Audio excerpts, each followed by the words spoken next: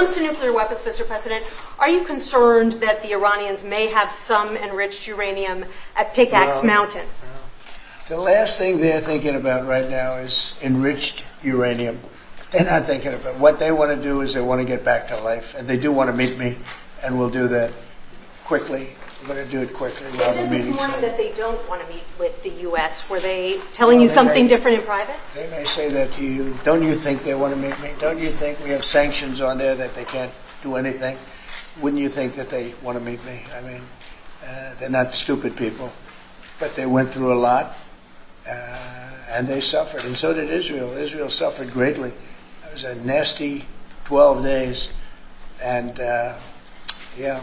We'll see what happens. You Truth Socialed earlier about getting money to the air traffic controllers and the big, beautiful bill, which hopefully, praise God, we get this thing signed. Yeah. What does that mean to that industry that has been suffering the last couple of years, probably a decade of being underfunding, and how that changed the safety of air travel? Well, they've underfunded the airports for years, and I started the process of getting it completed in terms of the equipment necessary to land the planes, where the planes, like the helicopter accident with the plane, would have never happened if they had the right modern equipment. It would have been bells and whistles would have been going on all over the place. And I had that all set, but when I wasn't here, they totally dropped it. You had a terrible head of transportation. We have a very good one now, Sean Duffy. But you had Buttigieg, and he didn't know a damn thing. He'd ride to work on his bicycle. He didn't know what the hell was going on. He was terrible. So he totally dropped that. It was a project that should have happened, and I was all set. But we had a very sad experience with the voting, and so we didn't get to do that. But now I'm doing it, and we're going to have a great system. And it's funded partially by the bill. It's the initial funding is by the bill, and then it gets to be funded. The rest of it comes a little bit later as we build it out. But we're going to build out the best in the world. We have the best companies in the world. A couple of countries have very good systems. In fact, I noticed when I was landing, my pilot often would use the system of another country, and I said, what are you doing that for? He said, the United States system is so bad. So we have the best companies that do that in the world bidding. You have Raytheon, you have IBM, you have a lot of different companies bidding, and we'll get the best one, the best system, for the best price. And they're going to go to town and give us a system that will be better than any other system in the world, and you won't have planes bunking into each other at 35,000 feet. On the subject of peace deals, how close are you and your administration to a deal in terms of Gaza ceasefire right now? Often asked, and I think it's close. I just spoke with some of the people involved. It's a terrible situation that's going Gaza. He's asking about, and we think within the next week we're going to get a ceasefire. And we're supplying, as you know, a lot of money and a lot of food to that area because we have to. I mean, you have to. We're, in theory, not involved in it, but we're involved because people are dying. And I look at those crowds of people that have no food, no anything, and, you know, we're the ones that are getting it there. Some of it's being taken by some bad people, you know, if you give it and you give it out, and they're supposed to be taking care of the people, and they end up stealing the food and selling it. But we have a pretty good system now. But so we're helping with that. You see the lines of people that just get one meal essentially. But it's too bad other countries aren't helping out. Nobody's helping out. We're doing that because I think we have to on a humanitarian basis. Like this, we didn't have to get involved in Africa, but we did because we thought it was. I mean, I've been reading, like J.D. said, he's, you know, from much of his life, he's been just seeing this about this brutal war, and it actually got a lot of publicity because of the level of brutality. Right? It was nobody's ever seen anything like it, and to be involved in that, I mean, I consider this the most important of my conferences today. We just had a great Supreme Court victory today, and everybody would say that was big, but you know, we're talking about saving thousands and probably millions of lives here. This is more important than anything. So it's great, but we're working on Gaza, trying to get it taken care of. And again, you know, a lot of food has been sent there, and other countries throughout the world should be helping also. And on another conflict that I know you've been working on, sir, is it true that you have reached out with a letter to North Korea's Kim Jong-un? Well, if there is a conflict, I get along with him very, very well. and we'll get the conflict solved with North Korea. I've had a good relationship with Kim Jong-un, and I've gotten along with him really great, so we'll see what happens. But somebody's saying there's a potential conflict. I think we'll work it out if there is. It wouldn't involve us, but again, we're very far away from a lot of these places that we're solving problems with. But I enjoy doing it, I like doing it, and it's the right thing to do, and we have an ability to get it done, so we're solving things that we didn't have a lot to do. Serbia, Kosovo, I told you, we solved a potential disaster. I can tell you that some of the countries that you're not going to hear about, but some countries that were ready to go to war with their neighbor are not going to go to war with their neighbor, and that's a great thing. We have a number of them. But I'm very happy about India and Pakistan because they actually have nuclear weapons. You know, when you talk about Iran, they were trying to get it, but India has nuclear weapons. Pakistan has nuclear weapons, high-level nuclear weapons both, and getting that solved was really great. We did it through trade, so it was a great thing. Mr. President, when it comes to nuclear weapons, Mr. President, are you concerned that the Iranians may have some enriched uranium at Pickaxe Mountain? The last thing they're thinking about right now is enriched uranium. They're not thinking about what they want to do is they want to get back to life, and they do want to meet me, and we'll do that quickly. We're going to do it quickly. They said this morning that they don't want to meet with the U.S. Were they telling you something different in private? They may say that to you. Don't you think they want to meet me? Don't you think we have sanctions on there that they can't do anything? Wouldn't you think that they want to meet me? I mean, they're not stupid people, but they went through a lot, and they suffered, and so did Israel. Israel suffered greatly. It was a nasty 12 days, and yeah. We'll see what happens. Are you considering sending Patriot missiles to Ukraine? Have you made up your mind about that yet? Go ahead. Mr. President, there are a few unanswered questions that remain in this deal. For example, will Rwandan conflict? For example, will Rwandan troops pull back from parts of DR Congo, and also will the M23 rebel group be allowed to remain in parts of eastern DR Congo? Do you have any answer to those questions? Well, let me ask you that question. You want to answer that one? It sounds like an interesting question for you. Go ahead, please. Thank you very much. In the agreement we signed, we have taken the concept of operation for the neutralization of the FDLR, which is a vicious genocidal movement, and the lifting of Rwandan defensive measures. So this was already signed last year in November, so we will implement it. This concept of operation to do both things, to neutralize this movement, which has been destabilizing Rwanda for many years, and to lift our defensive measures. As for the M23, in agreement also, we have decided to rely on the Doha talks, because there are currently talks between the AFC M23 and the DRC government to have a peace deal also that will complement the Washington peace agreement. So both things are taken care of. Thank you. Mr. President, will the United States be enforcing this agreement or taking a role We'll in be it? working with them to get it enforced. They can enforce their own agreement, but we'll be putting a lot of pressure on to make sure it gets enforced. The two people in this room are very, very capable people, and they'll get it done. I think they'll get it done. They love their. One thing I learned very quickly is how much you love your country and you want to get it done. And they know it has to get done, otherwise bad things happen. But I think we're well beyond that. Other presidents should have done what I'm doing right now. They never did it. I don't think they ever tried. I don't think it's like they couldn't do it. I don't think they ever tried. And if they did, they wouldn't be able to do it anyway. On the Mr. President, President, yes. yes, thank you. Mr. President, can you share with us what can happen if one of the parts violate this peace agreement? Because we don't want war to come back to DRC. I'd rather not say. I would just say that there are big penalties if they violate, and they're not going to. I don't think they will violate. I think they mean it, but we have very severe penalties, financial and otherwise. Okay. Mr. President, we can circle back to your Truth Social post on Canada specifically. Why are you deciding to end trade talks with Canada, and what rate are you looking to set? So Canada put a charge on some of our companies, and Canada's been a very difficult country to deal with over the years. We hear Canada, we have a great relationship with the people of Canada, but it's been very difficult, and they put a charge, and they were a little bit early, we found out about it. So, and we have all the cards. We have every single one. We don't want to do anything bad, but they have, economically, we have such power over Canada. I'd rather not use it, but they did something with our tech companies today trying to copy Europe. They copied Europe. It's not going to work out well for Europe either, and it's not going to work out well for Canada. They were foolish to do it. So I said we're going to stop all negotiations with Canada right now until they straighten out their act. Okay? Is there anything Canada can do to change your mind about this situation? Well, no, they put a tax on companies that were American companies that they shouldn't. Very severe tax.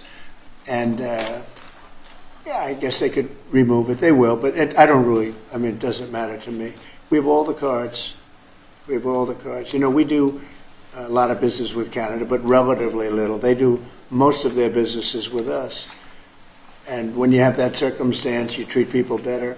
They've had farmers that are getting like 300, 400, 200% in tariffs. Nobody's ever seen anything like it. We have cases, you don't read this and the people don't report, but they charge us 400% on some dairy products. 400%.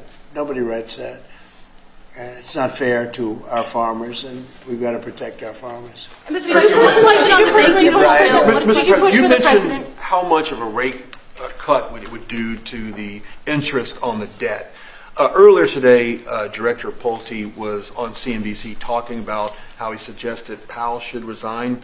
Any comments on whether or not Powell should step down? I know you've been pretty critical. I don't have a comment. I'd love him to resign if he wanted to. He's done a lousy job. Look, if you were there, you'd say, well, the United States is doing well. They have no inflation. And if they do get inflation in a year or two, we'll start raising the rates. We'll get rid of the inflation, and do other things. Biden had the worst inflation in the history of our country. 19%, but I think it was much higher than that.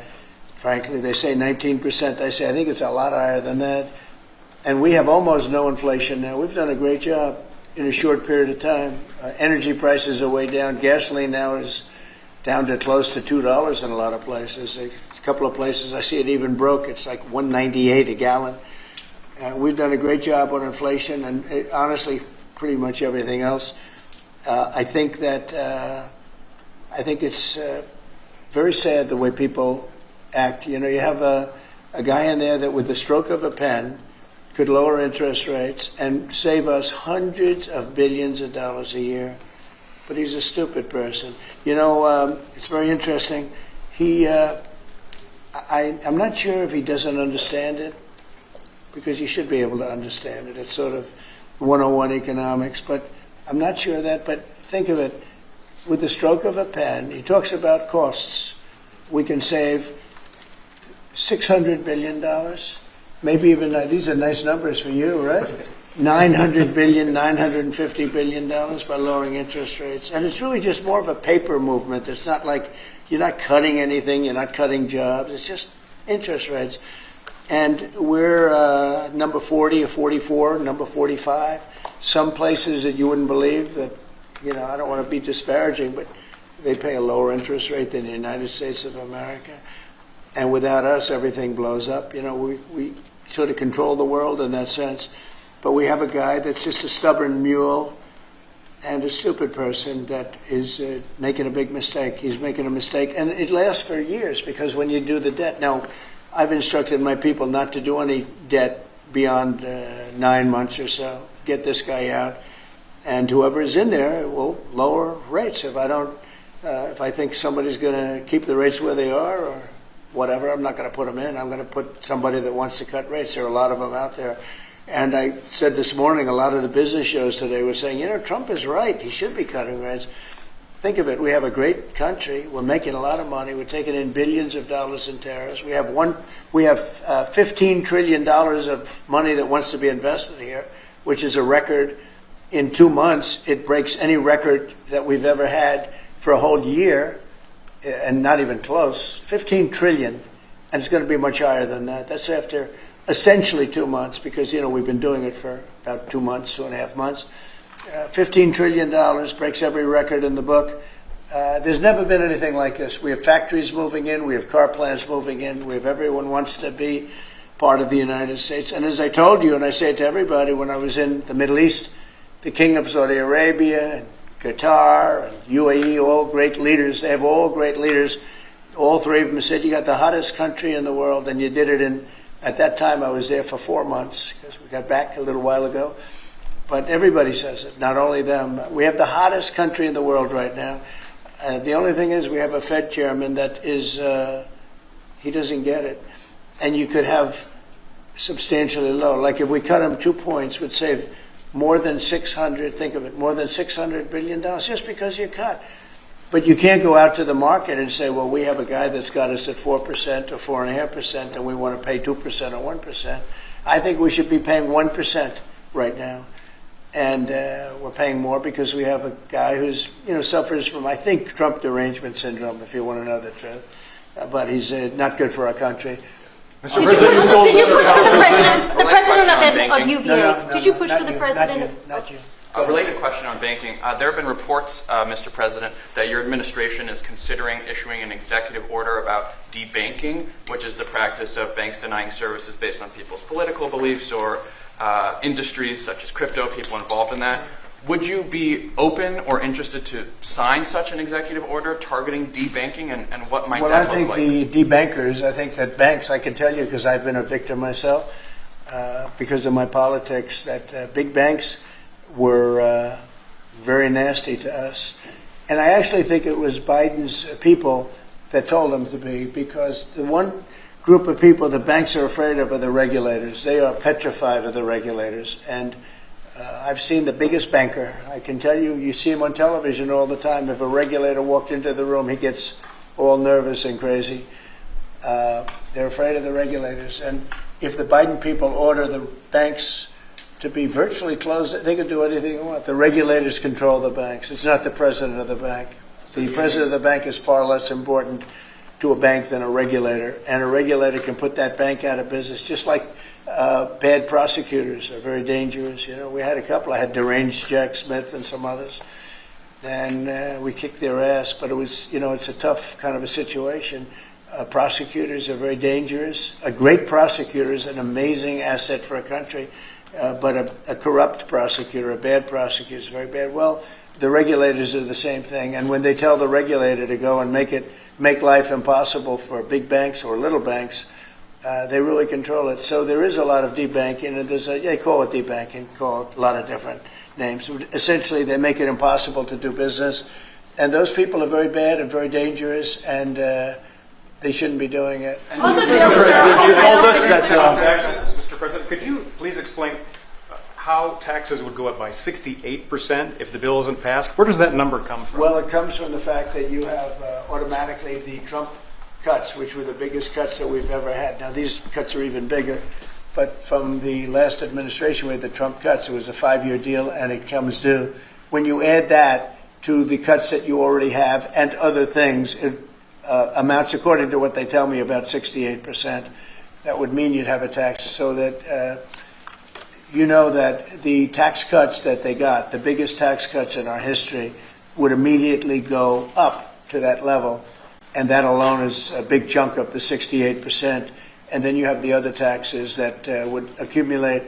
And they say that you'd have about a 68% tax increase. Sir, you said a moment ago that it won't work out very well for Europe on trade. Does that mean you want to cut off those negotiations as well and just tell them what they should be paying? They've been very tough. The European Union was formed in order to take advantage of the United States on trade. That was why they were formed. And they're nasty. They're very nasty.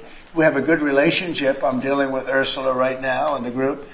But it's a very tough situation. They have been unbelievably bad to us. If you look at past precedents, they've treated them very badly. They're being very nice to me because I get it. I know the system, and we have the cards. We have the cards far more than they do, and they have not treated us well, and they're coming to us right now. I said I was going to put on a 50% tariff. As soon as I said that, I put it out on Truth. As soon as I said that, they came to the table. They didn't want to come to the table. My people were telling me, Scott was telling me, and the whole group was telling me that not a good situation. They want to tap it down the line. They don't want to really deal. So I said, we're going to put a 50% tariff on you. And Howard, as you know, was very much involved, Lutnick, Commerce, and he said they don't want to talk. As soon as I put that on, I was getting calls from them like, can we meet tomorrow? And the problem is they have a lot of very unfair taxes.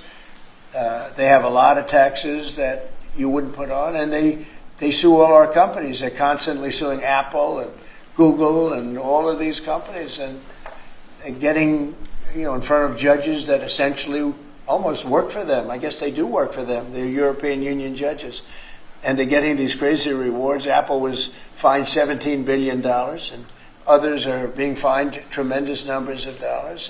They're nasty people, and I don't want them affecting U.S. companies. I don't want that.